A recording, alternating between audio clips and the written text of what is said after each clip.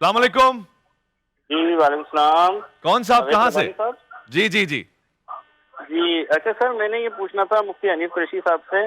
सबसे पहला सवाल मेरा ये है कि रोज़ा जो है वो किन सूरतों में उल्टी की सूरत यानी कि कैसी होनी चाहिए जिसमें टूटता है, और सेकंड जो चैलेंज उल्टी था की। सर उसको कब तक प्रोसेस हो रहा है उसका। अच्छा ठीक हो गया मोहम्मद अली साहब, बहुत शुक्रिया आपका। इस सवाल मैं पूछ लेता हूँ। अच्छा, मुझे वो जो पहला वो वो यही कह आवाज़। रहा था कि उल्टी हो गई। अब मिसाल मैं समझा देता हूँ, एक्सप्लेन कर देता हूँ कि वो एक किस्म उल्टी की ये है कि मुंह में रह गई, वापसी चली गई, एक बाहर आ गई मुकम्मल तौर हाय से, हाय तो वो हाय। उस कैफियत पे जरा। देखें, रोज़ा ऐसी उल्टी से टूटता है कि जो मुंह भर के और बीमारी की वजह से उल्टी हो, अपना जानबूझकर उल्टी की जाए और मुंह भर के की जाए तो ऐसी वजह से रोज़ा टूटता है। अगर थोड़ी बहुत या वैसे किसी सर चकराने की वजह से आई तो रोज़ा नहीं टूटता।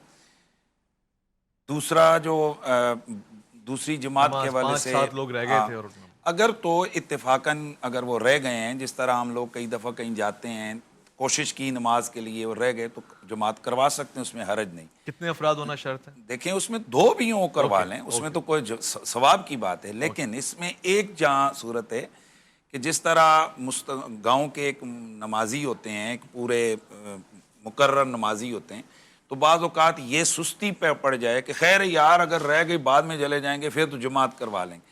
तो उस तंबीह के लिए बाज़ फ़ुक़हा ने ये कहा कि वो लोग कि जो अपना मामूल बनाएं और नमाज से उस जो इमाम वाली पहली जमात है उससे जानबूझकर हाँ पीछे रहें और फिर वो कहें कि जनाब हमने अब जमात इस तरह करनी है, उनके लिए तंबीह के हवाले से कहा गया कि भाई अब इस तरह नहीं ठीक हो होगी। गया, ठीक हो गया। आपके सवाल में एक चीज ये भी थी कि जी उल्टी आए मुंह में और फिर निगल ले जी, ये उसको। भी है इसमें तो ऐसा फिर कौन करता है नहीं, वो कि थोड़ी बहुत कोई असर आता है।